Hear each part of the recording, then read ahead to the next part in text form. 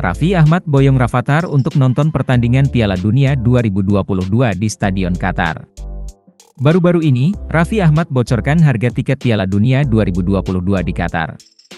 Apa harga tiket Piala Dunia 2022 di Qatar tembus 50 juta rupiah? Hal itu disampaikan Raffi Ahmad saat melakukan panggilan video dengan Ruben Onsu, Nassar serta Denny Cagur dan Anwar yang tayang di akun Instagram Lambe Gosip, Jumat, 25 November 2022.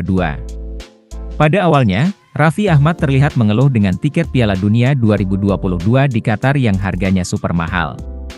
Meski harganya super mahal, sang Sultan Andara tetap harus berburu dan mendapat harga 3 juta rupiah.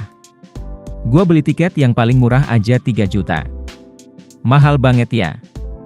Gua belinya dadakan. Besok gua dapat tiket yang tempat duduknya agak VIP, ujar Raffi Ahmad. Tak berhenti sampai di situ, ia menjelaskan bahwa ada lagi tiket yang lebih mahal. Yang paling mahal juga ada, yang 50 juta di box, lanjutnya. Sontak unggahan tersebut langsung dibanjiri komentar dari para netizen.